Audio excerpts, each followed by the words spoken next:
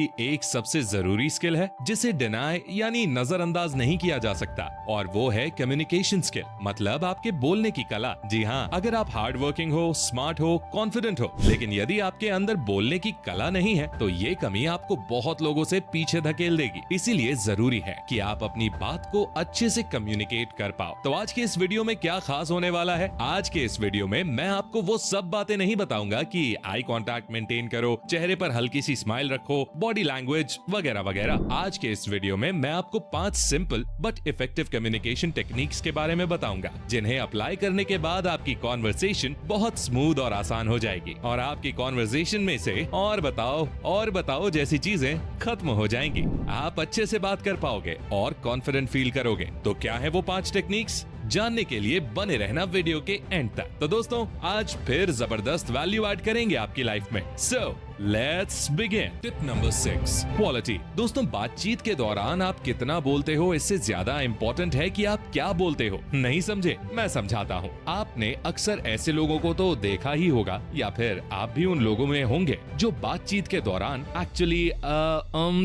Really जैसे शब्दों का बार बार इस्तेमाल करते हैं। मेरा एक दोस्त है, वो 5 मिनट की कॉन्वर्सेशन में 20 बार, जी हाँ 20 बार एक्चुअली वर्ड का यूज करता है। जैसे मैंने उससे पूछा, कल कॉलेज नहीं आए तुम? अरे कुछ नहीं, वो एक्चुअली मैं थोड़ा बीमार था। अच्छा, क्या हुआ? एक्चुअली पिछले 2 दिनों से थोड़ा फीवर था। तो अब कैसी है तुम्हारी तबीयत? अभी ठीक है, दवाइयाँ चालू हैं एंड सो ऑन। इस तरह 5 मिनट की कॉन्वर्सेशन में वो एक्चुअली वर्ड की बौछार कर देता है। इतना ही नहीं, हर सेंटेंस के बाद जैसे वर्ड्स का यूज करता है, जिसकी कम्युनिकेशन में जरूरत ही नहीं है। इसके अलावा वो बातचीत के दौरान एक गलती और करता है, जिसके बारे में अगले पॉइंट में बात करते हैं। फिलहाल एक लाइन में कहूँ तो अपनी बात को टू द पॉइंट रखो। फालतू के वर्ड्स जिनकी जरूरत नहीं उनका इस्तेमाल ना करें, या ये कहें कि जिन वर्ड्स की सही में जरूरत है अपनी बात को कन्वे करने के लिए उन्हीं का इस्तेमाल करें। Number 5, pauses and emotions. जैसा कि मैंने आपको बताया कि वो यानी मेरा दोस्त बातचीत के दौरान एक गलती और करता है, और वो गलती है रोबोट की तरह बोलना, यानी बिना पॉज लिए, बिना इमोशन के पूरी बात खत्म कर देना। जैसे अभी 10 दिन पहले की बात है, मैंने उससे पूछा कि तुम्हें कौन सा सब्जेक्ट ज्यादा पसंद है। वैसे वो पढ़ने में अच्छा था, तो उसने मुझे बोला कि मुझे सबसे ज्यादा साइंस पसंद है और मैं रोज 3 घंटे साइंस पढ़ता हूँ और एक्चुअली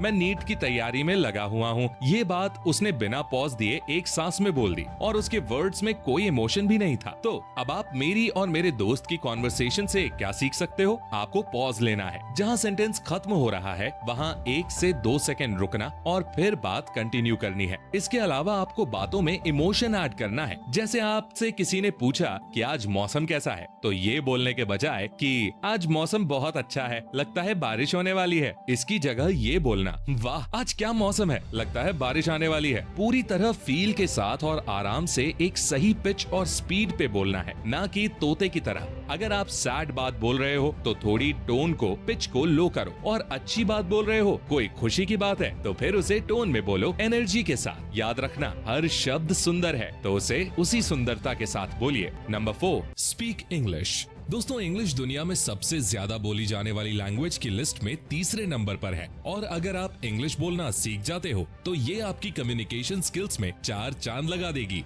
इंग्लिश आपकी पर्सनालिटी को, आपके बात करने के तरीके को नेक्स्ट लेवल पर ले जाएगी। तो अगर आप उन लोगों में से हो जो अच्छे से इंग्लिश लिख लेते हैं, पढ़ लेते हैं और पढ़कर समझ भी लेते हैं, लेकिन जब बोलने की बारी आती है तो बोल नहीं पाते हैं, अगर आपके साथ भी कुछ ऐसा ही सीन है तो मैं आपको एक ऐप के बारे में बताना चाहूंगा। कैम्बली इंडिया की एकमात्र ऐसी ऐप है जिसके माध्यम से आप कनाडा, यूके के ट्यूटर्स से 1-on-1 प्राइवेट इंग्लिश क्लासेस ले सकते हैं। और इसकी सबसे खास बात ये है कि सारे ट्यूटर्स इतने ज्यादा फ्रेंडली, सपोर्टिव, कोऑपरेटिव है कि आपको लगेगा ही नहीं कि आप किसी और से या किसी अनजान से बात कर रहे हो।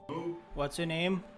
Use statements. दोस्तों, अगर आप किसी से बात कर रहे हो और उसके ऊपर एक के बाद एक क्वेश्चन दाग रहे हो, तो ऐसे में मोस्ट प्रोबेबली वो इंसान आपसे दूरी बना लेगा, क्योंकि उसे लगेगा कि आप उसका इंटरव्यू ले रहे हो और मन ही मन आपसे जल्द से जल्द पीछा छुड़वाने की कोशिश करेगा। इसलिए जरूरी है कि सवाल पूछने की जगह स्टेटमेंट्स यूज करो। मैं आपको 2 तरह की स्टेटमेंट्स बताता हूँ। पहली है कोल्ड रीड स्टेटमेंट। इस टेक्निक में आपको सामने वाले से क्वेश्चन नहीं पूछना है, उसके बारे में अंदाजा लगाना है, उसके हाव भाव, बॉडी लैंग्वेज को देखकर। जैसे आपको सामने वाले से पूछना है कि आप किस क्लास में पढ़ते हो, तो ये थोड़ा बोरिंग हो जाएगा। इसे आप कुछ इस तरह से पूछ सकते हो, आप बहुत इंटेलिजेंट लगते हो और मैं पूरे दावे के साथ कह सकता हूँ कि आपका फेवरेट सब्जेक्ट साइंस है एंड आप 11th में हो। अगर आप गलत होंगे तो वो सामने वाला आपको करेक्ट करेगा, लेकिन अगर आप सही हुए तो आपकी और उनकी अच्छी बॉन्डिंग बन जाएगी। यही टेक्निक साधु लोग भी लोगों का भविष्य बताने में इस्तेमाल करते हैं। Second, story telling. जैसे आपको सामने वाले से पूछना है कि आपको कौन सा सब्जेक्ट सबसे हार्ड लगता है,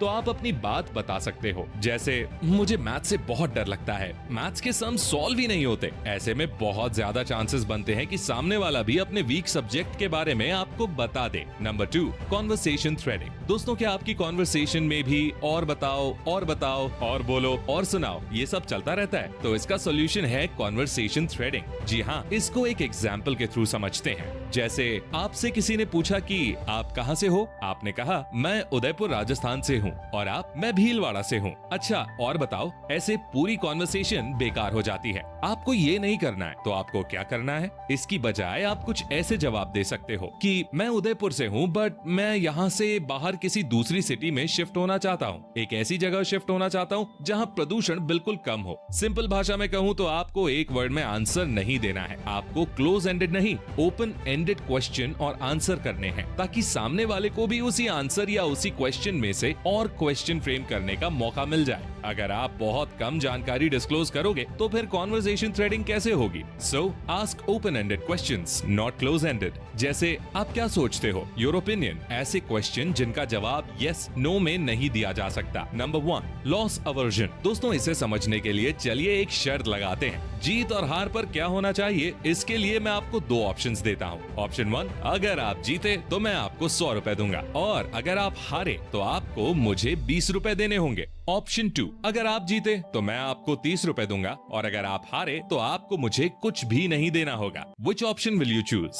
जरा सोचिए। रिसर्च के अनुसार अधिकांश लोग ऑप्शन 2 चूज करेंगे, क्योंकि उसमें फायदा भले ही ज्यादा ना हो पर नुकसान बिल्कुल नहीं है। हमारी फितरत ही ऐसी है कि फायदा हो या ना हो, लेकिन नुकसान नहीं होना चाहिए। तो अब आप इस फंडे को कम्युनिकेशन में कैसे इस्तेमाल कर सकते हो, इसके ऊपर बात करते हैं। देखो, जब भी आप किसी इंसान से मिलो तो उसे एक सिग्नल दो कि आप उसके बहुत काम आ सकते हो। अपना रोना रोने से ज्यादा अच्छा है कि आप बातों ही बातों में उसे एहसास करवा दो कि ये बंदा मेरे बहुत काम का है। इससे आप एक अच्छे इंसान दिखते हो, लोग आपकी बातों में रुचि लेते हैं और आपको खोने से डरते हैं। बट हाँ, ध्यान रखना, सामने वाले को फील करवाना है कि आप उसके काम के हो, ना कि उसे डायरेक्टली बोलना है कि तू मेरे साथ रहेगा तो मैं तुझे हंसाऊंगा, तेरा साथ दूंगा, तुझे खिलाऊंगा, वगैरह वगैरह। तो दोस्तों, अब वीडियो को समराइज करते हैं। जब भी किसी से बात करो तो ओपन एंडेड क्वेश्चंस पूछो। ऐसे क्वेश्चन पूछो जिनका जवाब यस और नो में नहीं दिया जा सकता, और शब्दों की क्वालिटी पर ध्यान दो। कम बोलो लेकिन अच्छा बोलो, और बातचीत के दौरान स्टेटमेंट खत्म होने पर पॉज लो और फील के साथ बोलो, बिकॉज हर वर्ड सुंदर है। इसके अलावा सामने वाले को फील करवाओ कि आप उसके बहुत काम के इंसान हो।